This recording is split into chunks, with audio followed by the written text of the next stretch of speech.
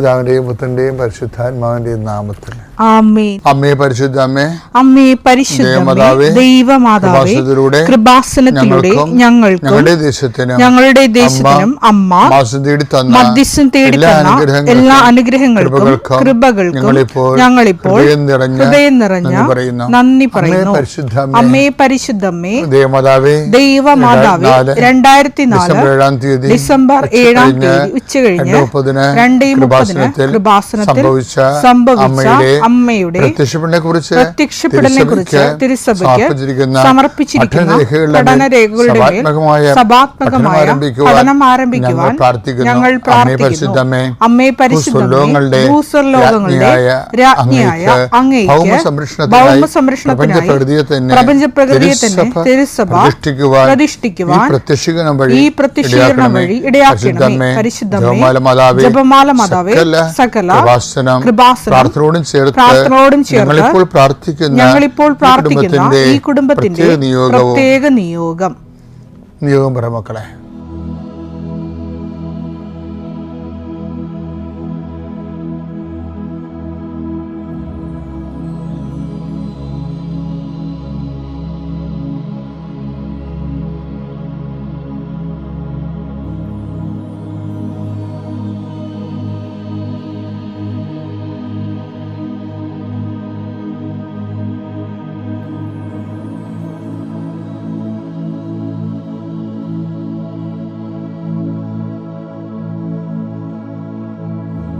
അമ്മയുടെ പ്രത്യക്ഷീകരണത്തിന്റെ ഈ അനുഗ്രഹവേളയിൽ ഞങ്ങൾക്ക് സാധിച്ചു തരുവാൻ കനിയണമേ.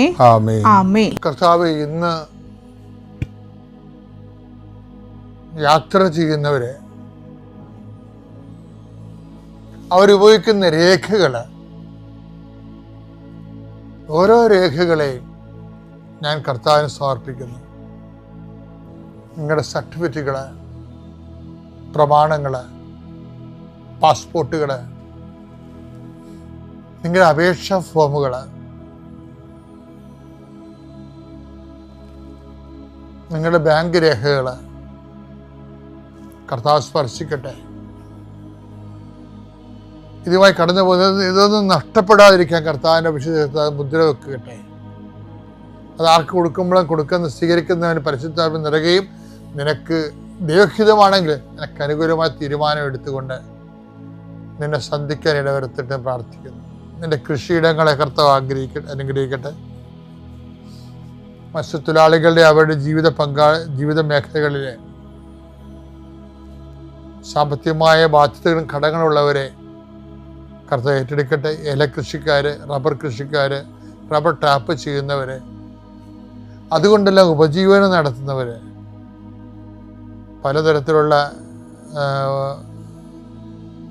ഉൽപ്പന്നങ്ങൾ, കാർഷിക ഉൽപ്പന്നങ്ങൾ വിറ്റുമാറാതിരിക്കുന്നവര്, അത് വിറ്റുമാറിയില്ലെങ്കിൽ ജീവിത കാര്യങ്ങൾ നിറവേറാതെ തടസ്സപ്പെട്ട് കിടക്കുന്നവരെ ഈശോ നാമത്തെ ആശീർവദിക്കുന്നു.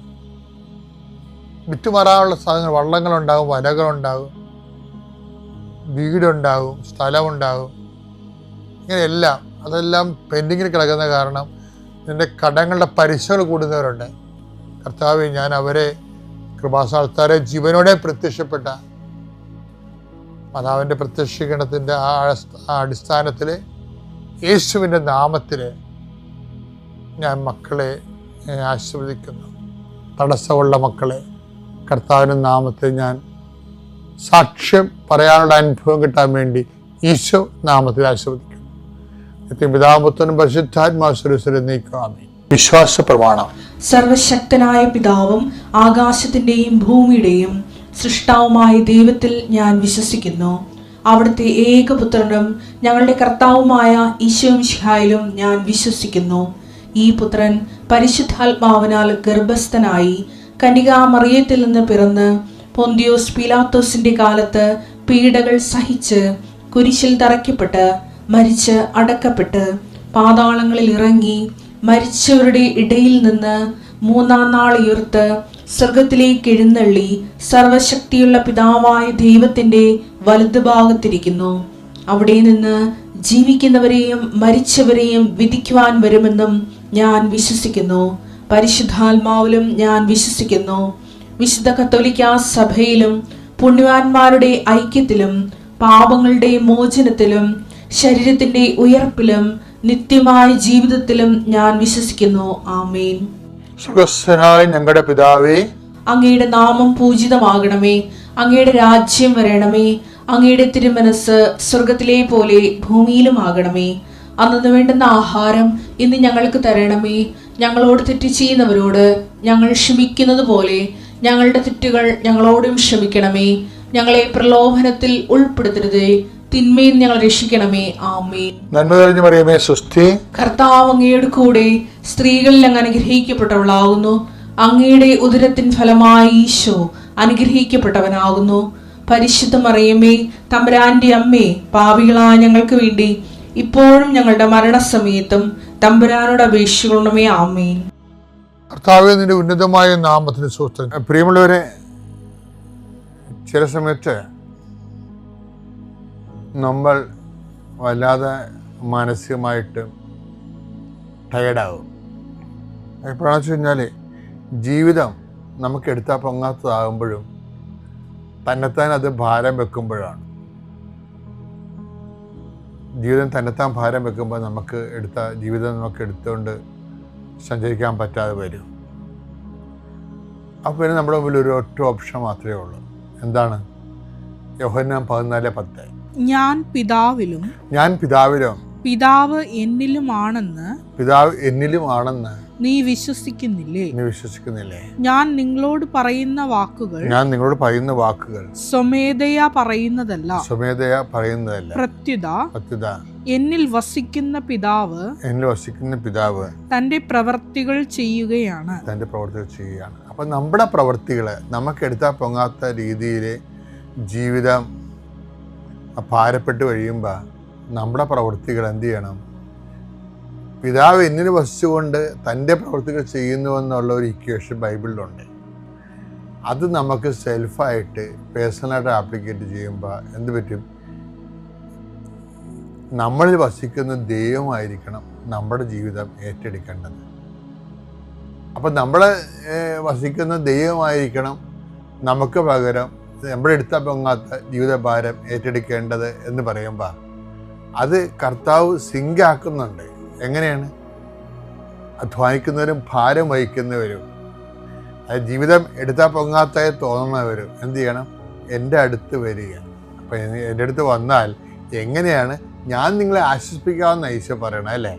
മത്തായി 11:28-29. അധ്വാനിക്കുന്നവരും ഭാരം വഹിക്കുന്നവരുമായ നിങ്ങളെല്ലാവരും എൻ്റെ അടുക്കൽ വരിക, ഞാൻ നിങ്ങളെ ആശ്വസിപ്പിക്കാം. അപ്പൊ നിങ്ങളെ ആശ്വസിപ്പിക്കാന്നാ പറയണത്. കാര്യം ഈശോ ആ ഭാരം നമുക്കെടുത്ത പങ്കാത്ത ഭാരം ഈശോ ഏറ്റെടുക്കാവുന്നത്. പക്ഷെ അതെങ്ങനെ എടുക്കും എന്നുള്ളതിൻ്റെ മെക്കാനിസം എന്താണെന്ന് കൂടി അറിയണം. മെക്കാനിസം ആരാ പറയണത്? അത് യോഹന്നാൻ തന്നെ പറയണത്. 1 യോഹന്നാൻ 2:6. അവനിൽ വസിക്കുന്നെന്ന് പറയുന്നവൻ എന്നിൽ വസിച്ചുകൊണ്ടാണ് പിതാവ് തൻ്റെ പ്രവൃത്തി ചെയ്യുന്നതെന്ന് പറയുമ്പോൾ അവനിൽ വസിക്കുന്നുവെന്ന് പറയുന്നവൻ അവൻ നടന്ന അതേ വഴിയിലൂടെ നടക്കേണ്ടിയിരിക്കുന്നു. 1 യോഹന്നാൻ 2:5. എന്നാൽ അവന്റെ വചനം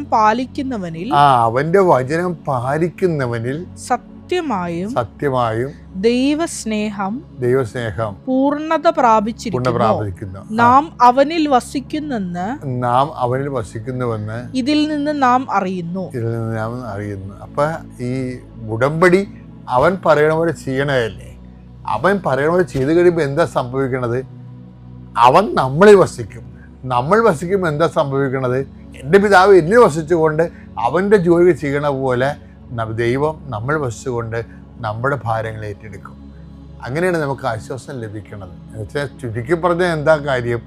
നല്ല ക്ലേശങ്ങളുടെയും ഭാരങ്ങളുടെയും കാലത്ത് കർത്താവിൻ്റെ വചനം സാക്ഷിയാക്കി വചനം പാലിച്ചുകൊണ്ട് ജീവിച്ചാൽ നമ്മുടെ ഭാരം ദൈവം ഏറ്റെടുക്കുമെന്ന്. ജോലിക്കൊന്നും ഒരു കുഴപ്പവും സംഭവിച്ചില്ല. വൈഫിൻ്റെ ജോലിക്ക് ഒരു കുഴപ്പവും സംഭവിക്കാതെ ഞങ്ങൾ മാതാവ് കാത്തു പരിപാലിച്ചു. അതുപോലെ വൈഫ് ഏതൊരു എക്സാമിന് പോയാലും, കോമ്പറ്റേറ്റീവ് എക്സാമിന് പോയാലും മാതാവിൻ്റെ ലോക്കറ്റ്, കൃപാസന മാതാവിൻ്റെ ലോക്കറ്റ് എപ്പോഴും കൈ പിടിച്ചുകൊണ്ടാണ് പോകുന്നത്. പരീക്ഷാ ഹാളിൽ കയറുമ്പോൾ അത് കയ്യിൽ പിടിച്ച് കൊണ്ടാണ് പരീക്ഷ എഴുതാറുള്ളത്. അപ്പോൾ അതിൽ നിന്നൊത്തിരി ധൈര്യം എൻ്റെ വൈഫിന് കിട്ടിയിരുന്നു. പരീക്ഷയൊക്കെ നന്നായി എഴുതാനായിട്ടും എല്ലാ പരീക്ഷകളും, അത് കഴിഞ്ഞ് OET കഴിഞ്ഞ് CBT ഫസ്റ്റ് ചാൻസിൽ പാസ്സായി. അതുവഴി വൈഫ് UK-യിലെത്തി. ഇപ്പോൾ UK-യിൽ ജോലി ചെയ്യുന്നു. എൻ്റെ പേര് നാൻസി ജോളി. ഞാൻ എറണാകുളം ജില്ലയിലുള്ള പള്ളുരുത്തി നിന്നാണ് വന്നേക്കുന്നത്. എനിക്ക് മാതാവിൻ്റെ ഇവിടെ വന്ന് ഉടമ്പടി എടുത്തത് മൂലം 3 വലിയ സാക്ഷ്യമാണ് പറയാനുള്ളത്. ആദ്യമായിട്ട് എൻ്റെ ഭർത്താവിന് ഒരു ദിവസം പെട്ടെന്ന് ഓർമ്മ പോയി. അങ്ങനെ മെഡിക്കൽ ടെസ്റ്റിൽ കൊണ്ടുപോയപ്പം അവർ സ്കാൻ ചെയ്തപ്പോൾ പറഞ്ഞ് തലയുടെ പുറകിലത്തെ ഞരമ്പ് പൊട്ടിയിരിക്കുകയാണെന്ന് പറഞ്ഞ്. അപ്പോൾ ഓപ്പറേഷൻ ഉടനെ വേണമെന്ന് പറഞ്ഞ് അന്ന് രാത്രി ഒബ്സർവേഷനിൽ കിടക്കാൻ പറഞ്ഞ്. ഞാൻ വീട്ടിൽ ഓടി വന്നതിന് ശേഷം ഉടമ്പടി എടുത്തതായിരുന്നു. അപ്പം തന്നെയാണ് ഉടമ്പടി തൈലം കൊണ്ടുപോയി മാതാവിൻ്റെ രൂപവും ഹോസ്പിറ്റലിൽ കൊണ്ടുപോയിട്ട് ഉടമ്പടി തൈലം നെറ്റിയിൽ കുരിശ് വരച്ച് ഭർത്താവിൻ്റെ പറഞ്ഞു, എൻ്റെ മാതാവേ ഓപ്പറേഷന് വിധേയമാക്കാതെ മരുന്നുകൊണ്ട് ഇത് മാറ്റിത്തരണേന്ന് പറഞ്ഞ്. ഇപ്പോൾ ഡോക്ടർമാർ പറഞ്ഞത് ഈ ഞരമ്പ് പൊട്ടിയതൊക്കെ കൊണ്ട് ഒന്നുമില്ല, കണ്ണിൻ്റെ കാഴ്ച പോകും, അല്ലെങ്കിൽ ഒരു സൈഡ് മുഴുവൻ തളർന്ന് കടന്നു പോകുമെന്നാണ് പറഞ്ഞത്. പക്ഷേ ആ രാത്രിയിൽ മുഴുവൻ ഞാനിരുന്ന് പ്രാർത്ഥിച്ച് പിറ്റേ ദിവസം ഡോക്ടർമാർ വന്ന് നോക്കിയപ്പോൾ കണ്ണിന് ഒരു കുഴപ്പമില്ല, 2 കണ്ണിനും കാഴ്ചയുണ്ട്. പിന്നെ അവർ പറഞ്ഞു എന്നാൽ തളർന്നിട്ടുണ്ടാവും ശരീരം എന്ന് പറഞ്ഞ് അവർ നോക്കി. ആൾക്ക് ഒരു കുഴപ്പമില്ല, കൈയും കാലും എല്ലാം പൊക്കി കാണിച്ച് എഴുന്നേറ്റ് അപ്പം തന്നെ നടന്ന്. അന്ന് തന്നെ അവർ ഞങ്ങളെ ഡിസ്ചാർജ് ചെയ്ത് വീട്ടിലേക്ക് വിടുകയാണ് ഉണ്ടായത്. ഇതെൻ്റെ മാതാവിൻ്റെ വലിയൊരു അത്ഭുതമാണെന്ന് ഞാൻ പൂർണ്ണമായും വിശ്വസിക്കുന്നു. പിന്നെ ഭർത്താവ് തന്നെ 22 വർഷമായി നേവിയിൽ നിന്ന് ഇറങ്ങിയതാണ്. 10 വർഷമാണ് നേവി ജോലി ചെയ്തുള്ളൂ. അങ്ങനെയുള്ളവർക്ക് പെൻഷൻ ഇല്ലായിരുന്നു. അപ്പോൾ എൻ്റെ അടുത്ത വീട്ടിലൊരു സ്ത്രീക്ക് ഓപ്പറേഷനൊക്കെ കഴിഞ്ഞാൽ അവർക്ക് കൃപാസനത്തിലൊന്ന് വരണമെന്ന് പറഞ്ഞ്. അപ്പോൾ പുള്ളിക്കാരൻ പറഞ്ഞു എന്നാൽ നമ്മുടെ കാറിൽ നമുക്ക് അവരെ കൊണ്ടുപോകാമെന്ന് പറഞ്ഞ്. അങ്ങനെ ഞങ്ങളുടെ വണ്ടിയിൽ അവരെ ഇവിടെ കൊണ്ടുവന്ന് ഇവിടെ പ്രാർത്ഥിച്ചുകൊണ്ടിരിക്കുമ്പോൾ തന്നെ തിരിച്ച് വീട്ടിൽ ചെന്നപ്പം പുള്ളിയുടെ ഫോണിൽ കുറേ മിസ് കോള്, പഴയ നേവിയിലുള്ള ഫ്രണ്ട്സാണ്. അപ്പോൾ അവർ പറയണത് ഈ 10 വർഷക്കാർക്കുള്ള പെൻഷൻ ഇപ്പോൾ പാസ്സായെന്നും പറഞ്ഞൊരു ഓർഡർ വന്നിട്ടുണ്ട്. അതിൽ എൻ്റെ ഭർത്താവ് ഇറങ്ങിയ ആ വർഷം വരെയുള്ള ആൾക്കാരാണ്, അതിൽ പുള്ളിയുടെ പേരും ഉണ്ട്. ഇപ്പോൾ 6 മാസമായിട്ട് ഞങ്ങൾക്ക് അതിൻ്റെ പെൻഷൻ കിട്ടിക്കൊണ്ടിരിക്കുകയാണ്. അടുത്തത് എൻ്റെ മോനുള്ളൊരു ജോലിയാണ്. അവൻ 5 വർഷമായിട്ട് വിദേശത്ത് പോകാൻ വേണ്ടി ഒത്തിരി ട്രൈ ചെയ്യണുണ്ടായിരുന്നു, ഒന്നും നടക്കണില്ല. ഞാനൊരു ദിവസം ഇവിടെ ഉടമ്പടി പ്രാർത്ഥനയ്ക്ക് വന്നപ്പോൾ ഒരു ചേട്ടൻ ഇവിടെ ഒരു സാക്ഷ്യം പറഞ്ഞ് എനിക്ക് ഇന്ന കാര്യം സാധിച്ച് കിട്ടുകയാണെങ്കിൽ ഞാൻ അന്നത്തെ ഉടമ്പടിയുടെ ചിലവ് മുഴുവൻ വഹിച്ചോളാമെന്ന് പ്രാർത്ഥിച്ച് ആ ചേട്ടൻ ആ ആഗ്രഹം സാധിച്ച് കിട്ടിയെന്ന് പറഞ്ഞ്. ആ നിമിഷം ഞാൻ മാതാവിനോട് പറഞ്ഞു എൻ്റെ മോന് വിദേശത്തൊരു നല്ല ജോലി സ്ഥിരമായിട്ട് കിട്ടുകയാണെങ്കിൽ ആദ്യത്തെ ശമ്പളത്തിൽ തന്നെ ഇവിടുത്തെ ഒരു പ്രാർത്ഥനയുടെ മുഴുവൻ ചിലവും ഞാൻ വഹിച്ചോളാമെന്ന് പ്രാർത്ഥിച്ച്. 1 മാസം കഴിഞ്ഞില്ല, അത്ഭുതമായിട്ട് അവന് ഇന്നിപ്പോൾ നോർവേയിൽ അവിടുത്തെ ഒരു കമ്പനിയിൽ സ്ഥിരമായിട്ട് ഒരു ജോലി കിട്ടിയിരിക്കുകയാണ്. ഇത് 3ഉം എൻ്റെ മാതാവിൻ്റെ വലിയ അനുഗ്രഹമാണ്. മാതാവിനും ഈശോയ്ക്കും ഞാൻ കോടാനുകോടി നന്ദി പറയുന്നു. Hello, praise the Lord. യേശുവേ സ്തോത്രം, യേശുവേ നന്ദി. ഞാൻ തിരുവനന്തപുരം പുത്തൻതോപ്പ് ഇടവകയിൽ നിന്നാണ് വരുന്നത്. ഞാൻ എൻ്റെ മോനും മരുമോൾക്കും, എൻ്റെ പേര് ടെൽമ ഫ്രാൻസിസ് എന്നാണ്. ഞാൻ 2018 മുതൽ ഞാനിവിടെ വരുന്നു, പ്രാർത്ഥിക്കുന്നു. മോനും മരുമകളെയും ഉടമ്പടിയിൽ പ്രാർത്ഥന സഹായം ആവശ്യപ്പെട്ടിട്ടുണ്ടായിരുന്നു. അപ്പോൾ എൻ്റെ മോനും മരുമോൾക്കും ഒരു ആൺകുഞ്ഞിന് ജനിച്ചു. അത് സാക്ഷി പറയാനാണ് ഞാനിത് പറയുന്നത്. അപ്പോൾ അവർ ജ്ഞാനസ്നാനത്തിന് വരികയാണെങ്കിൽ അവരിവിടെ വന്ന് സാക്ഷ്യം പറഞ്ഞോളൂ. ഒരു ആൺകുഞ്ഞിനെയാണ് ഞങ്ങൾക്ക് ദൈവം തന്നത്. യേശുവേ സ്തോത്രം, യേശുവേ നന്ദി. 4.5 വർഷമായി കല്യാണം കഴിഞ്ഞിട്ട് ഇപ്പോഴാണ് ഒരു മോനെ കിട്ടിയത്. ആദ്യം ഒന്ന് അബോർഷനായ പോലെ തോന്നിയിരുന്നു. പിന്നെ അതിന് ശേഷം ഇപ്പോൾ 4ാമത്തെ വർഷം കഴിഞ്ഞതിന് ശേഷമാണ് ഡിസംബർ 9-ാം തീയതിയാണ് കുഞ്ഞിനെ കിട്ടിയത്. ഇവിടെ ഞാൻ വന്ന് അച്ഛൻ്റെ അടുത്തൊക്കെ തലയിൽ കൈവച്ച് പ്രാർത്ഥിച്ചപ്പോൾ ഞാൻ പറഞ്ഞു, അച്ഛ എനിക്ക് 9-ാം തീയതി മരുമോളുടെ പ്രസവ സമയത്ത് എനിക്ക് അവിടെ എത്തണമെന്ന് പറഞ്ഞു. അപ്പോൾ അച്ഛൻ തലയിൽ കൈവച്ച് പ്രാർത്ഥിച്ചിട്ട് പറഞ്ഞു ശരി ഉടനെ പോകുമെന്ന് പറഞ്ഞ് കാശ് രൂപം പ്രാർത്ഥിച്ച് തന്നു. അവർക്ക് 3 കാശ് രൂപം 3 പേർക്കും കൊടുക്കണമെന്ന് പറഞ്ഞ് 3 പേർക്കും കൊടുത്തു. പിന്നെ എനിക്ക് കാനഡയിൽ പോകാൻ വിസിറ്റിംഗ് വിസയും ശരിയാക്കിയിട്ടുണ്ട്. ഡിസംബറിന് 9-ാം തീയതിക്ക് മുമ്പേ തന്നെ വിസ കിട്ടുകയും ചെയ്തു. യേശുവേ സ്തോത്രം, യേശുവേ നന്ദി. എപ്പോഴാണ് നമ്മൾ ഉടമ്പടി എടുത്തത്? നമ്മൾ ഏത് വർഷമാണ് ഉടമ്പടി എടുത്തത്? ഉടമ്പടി എടുത്തത് 2018 2018 ഒക്ടോബർ 19-ാം തീയതിയാണ് എടുത്തത്. അപ്പോൾ അന്ന് മുതൽ ഞാനിവിടെ പ്രാർത്ഥനയ്ക്കായി വരുന്നുണ്ട്. അപ്പോൾ അവന് ദൈവം ഒരുപാട് അനുഗ്രഹങ്ങൾ, വലുതും ചെറുതുമായിട്ടുള്ള അനുഗ്രഹങ്ങളൊക്കെ തന്നിട്ടുണ്ട്. ഇനി രണ്ടാമത്തെ മോൻ ഫ്രാൻസിൽ പോയിരിക്കുന്നു. ഒരു തടസ്സവും കൂടാതെ പഠിക്കാൻ വേണ്ടിയാണ് പോയത്. ഒരു കുഴപ്പമില്ല, സുഖമായിരിക്കുന്നു. യേശുവേ സ്തോത്രം, യേശുവേ നന്ദി. പരിശുദ്ധ അമ്മയ്ക്കും തിരുക്കുമാരനും നന്ദി. ഞാൻ ആലുവയിൽ നിന്ന് വരുന്നു. എൻ്റെ പേര് കൃഷ്ണകുമാരി. എനിക്ക് കിട്ടിയ അനുഗ്രഹങ്ങളെക്കുറിച്ച് പറയാനാണ് ഞാൻ ഇവിടെ നിൽക്കുന്നത്. 2018 ഞങ്ങളുടെ വീട് വെള്ളം കയറി വളരെ തകർന്ന രീതിയിലായിരുന്നു. അത് കഴിഞ്ഞ് ഞങ്ങൾ ഇവിടെ വന്ന് 2020 ജനുവരി 29-ാം തീയതി ഞാനിവിടെ ഒന്ന് ഉടമ്പടി എടുക്കുകയും പ്രാർത്ഥിക്കുകയും ചെയ്തതിൻ്റെ ഫലമായിട്ട് ഞാനിവിടെ വന്ന 6-ാം ദിവസം ഞങ്ങളുടെ വീടിൻ്റെ പണി തുടങ്ങുകയും അത് നല്ല രീതിയിൽ തന്നെ ഞങ്ങൾ വിചാരിച്ചതിലും ഭംഗിയായിട്ട് നല്ല സൗകര്യത്തോടു കൂടി ഞങ്ങൾക്ക് അമ്മ പണിത് തന്നു. അതിലൊരുപാട് നന്ദി, കോടാനുകൂടി നന്ദി. പിന്നെ എൻ്റെ മകളുടെ കുട്ടി നീരജ്, അവന് 10-11 വർഷമായിട്ട് അലർജിയും തുമ്മലും ഇതൊക്കെ ആയിട്ട് ഭയങ്കര സങ്കടത്തിലായിരുന്നു ഞങ്ങളെല്ലാവരും. ഇവിടെ വന്ന് ഉടമ്പടി എടുത്തതിൻ്റെ ഫലമായിട്ട് അവന് പരിപൂർണമായി അമ്മ സൗഖ്യം നൽകി അനുഗ്രഹിച്ചു. അവൻ മിടുക്കനായിട്ടിരിക്കുന്നു. 3-ാമത്തെ സാക്ഷ്യം, എൻ്റെ മകളുടെ ഭർത്താവ് ഷാർജയിലായിരുന്നു. അവൻ നാട്ടിൽ വന്നാലും 10-15 ദിവസം വീട്ടിലുണ്ടാവുമായിരുന്നുള്ളൂ. അവന് ലീവ് കിട്ടില്ലായിരുന്നു. അല്പസ്വല്പം ദുശീലങ്ങളും അവനുണ്ടായിരുന്നു. അമ്മയുടെ കാരുണ്യത്താൽ ഇവിടെ വന്ന് ഉടമ്പടിയെടുത്ത് പ്രാർത്ഥിച്ചതിൻ്റെ ഫലമായിട്ട് ഇന്നവർ കൂടുതൽ സന്തോഷത്തോടും ഒരുമയോടും കൂടി അവർ ജീവിക്കാൻ അമ്മയും തിരുക്കുമാരനെ അനുഗ്രഹിച്ചതിൽ കോടാനുകൂടി നന്ദി. കൂടാതെ ഞങ്ങൾക്ക് ഒരുപാട് അനുഗ്രഹങ്ങൾ ഇപ്പോഴും കിട്ടിക്കൊണ്ടിരിക്കുന്നു. ആരും ചിരിക്കാതിരുന്നാൽ ഞാൻ ഒരു സാക്ഷ്യം കൂടി പറയാം. ഞങ്ങളുടെ വീട്ടിലൊരു പ്ലാവുണ്ട്. ആ പ്ലാവിൽ ചക്കയിട്ടാൽ വെറുതെ ഇങ്ങനെ നഷ്ടപ്പെട്ടു പോവുകയായിരുന്നു. അപ്പം ഞാൻ അമ്മയോട് പ്രാർത്ഥിച്ചു, അമ്മേ വീട്ടിലൊരു തോട്ടിയുണ്ട്, അപ്പോൾ ആ തോട്ടിക്ക് എത്തുന്ന ഭാഗത്ത് അതിന് മുകളിലേക്ക് ഉണ്ടാകല്ലേ അമ്മേ, ഞങ്ങളുടെ വീട്ടിലത് ഇട്ട് തരാൻ ആരുമില്ല എന്ന് പ്രാർത്ഥിച്ചതിൻ്റെ ഫലമായിട്ട് ഇത്തവണ അത്ഭുതം തോന്നും. ആ തോട്ടിക്ക് എത്താൻ പാകത്തിനുള്ള താഴേക്കുള്ള ചക്കകളാണ് ഉണ്ടായിരിക്കണത്. അമ്മയ്ക്ക് ഇത് പറയുന്നതിൽ ആരും എന്നെ കളിയാക്കരുത്. അമ്മയോട് നന്ദിയോടുകൂടിയാണ് ഞാൻ പറയുന്നത്. ഒരുപാട് നന്ദി, കോടാനുകൂടി നന്ദി. ഒരുപാട് അനുഗ്രഹങ്ങൾ എനിക്ക് കിട്ടുന്നുണ്ട്. അതുപോലെ ഈ കോവിഡ് കാലമാണെങ്കിലും ഞങ്ങൾക്ക് ലോൺ അടയ്ക്കാൻ ഭയങ്കര ബുദ്ധിമുട്ടായിരുന്നു. ആ സമയമാകുമ്പോഴത്തേക്കും, ആ ഡേറ്റ് ആകുമ്പോഴത്തേക്കും അമ്മ ഞങ്ങൾക്ക് അത് അടച്ചു തീർക്കാനുള്ള അനുഗ്രഹം ഞങ്ങൾക്ക് തരാണ്. ഇപ്പം ഞാനിവിടെ വന്നേക്കാം, അമ്മ എൻ്റെ കൂടെ ഉണ്ട്. ആ വിശ്വാസത്തിലാണ് ഞാൻ എന്നും. പിന്നെ ഞങ്ങളുടെ കുടുംബത്തിൽ മക്കളും ഞങ്ങളെല്ലാവരും നല്ല പ്രാർത്ഥനയിലാണ്. ജപമാല ചെല്ലാനും നിയോഗങ്ങളെല്ലാം സമർപ്പിച്ച് പ്രാർത്ഥിക്കാനും ഉടമ്പടി പ്രാർത്ഥനയും 5:30-ക്കുള്ള പ്രത്യക്ഷീകരണ പ്രാർത്ഥനയും എല്ലാം മുടങ്ങാതെ ചെല്ലുന്നുണ്ട് ഞങ്ങൾ. ഇന്നിപ്പോൾ ഞാനിവിടെ നിൽക്കുന്നുണ്ടെങ്കിലും ഞാനൊരു രോഗിയാണ്.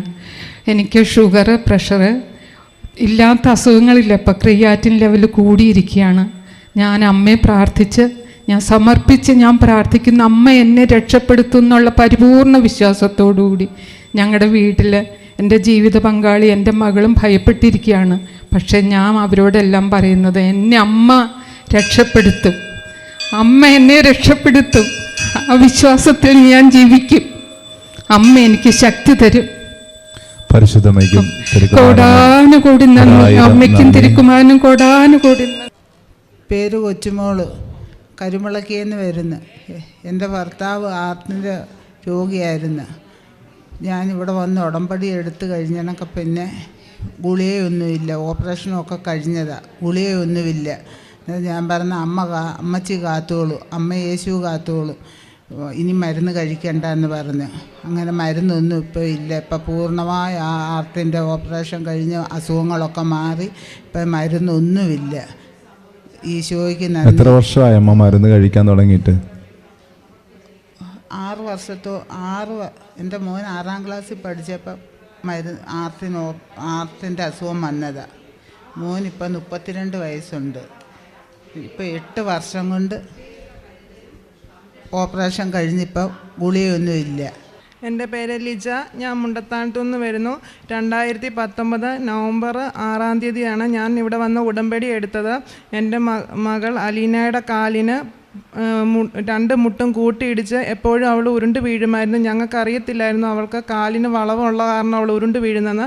അങ്ങനെ ഞങ്ങൾ ഡോക്ടറെ കൊണ്ട് കാണിച്ചു. ഉടനെ ഡോക്ടർ പറഞ്ഞു പെട്ടെന്ന് ഒരു ഓർത്തോ സർജനെ കാണിക്കാൻ പറഞ്ഞു. അവിടെ ചെന്ന് ഞങ്ങൾ ഓർത്തോ സർജനെ കാണിച്ചു. സ്കാൻ ചെയ്തപ്പോഴത്തേന് പറഞ്ഞു 15.5 സെൻറ്റിമീറ്റർ വളവ് കുഞ്ഞിൻ്റെ കാലിനുണ്ട്. ഇപ്പം നമുക്ക് ഒന്നും ചെയ്യാൻ പറ്റത്തില്ല. കുഞ്ഞിന് 6 വയസ്സായാൽ മാത്രമേ സർജറി ചെയ്യാൻ പറ്റത്തുള്ളൂ പറഞ്ഞു.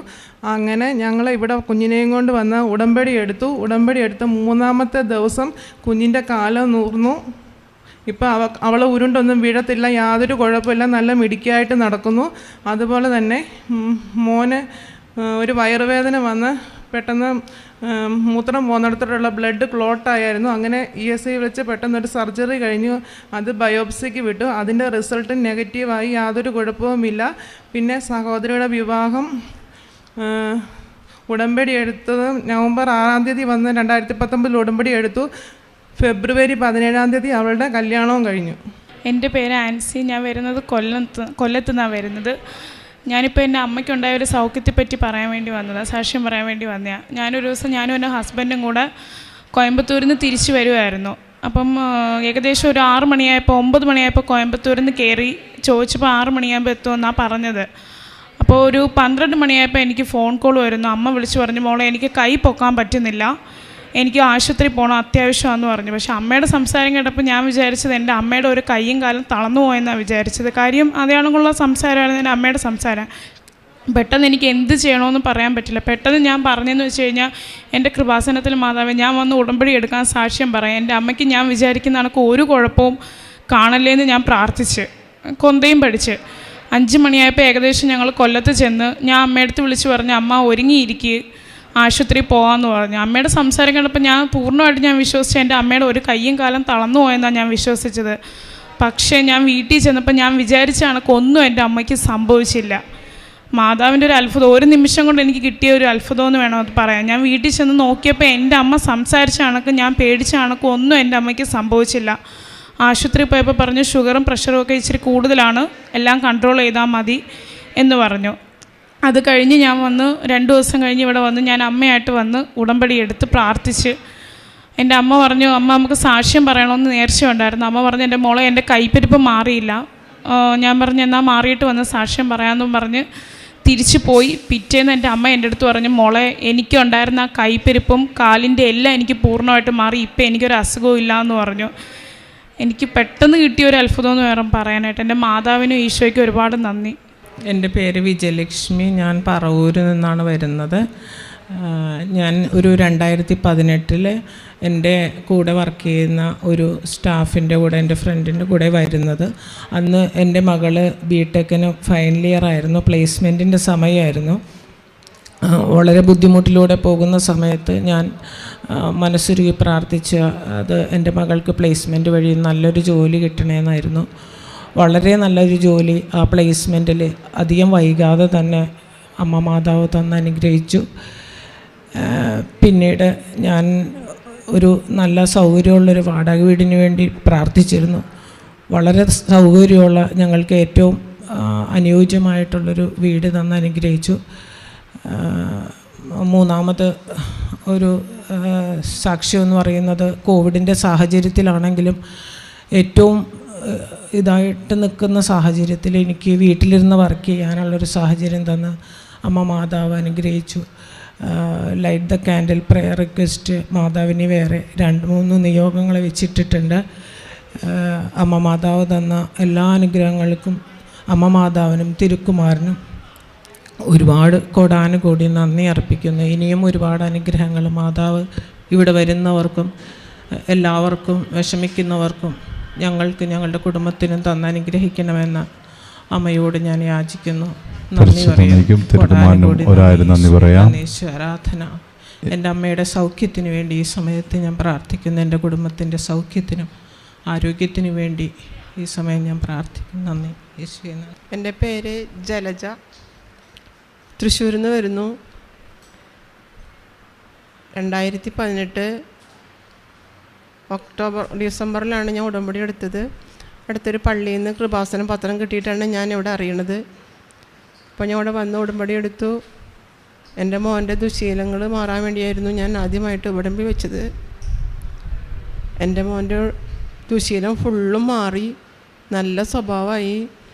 എൻ്റെ കുടുംബത്തിന് മനസ്സമാധാനം കിട്ടി.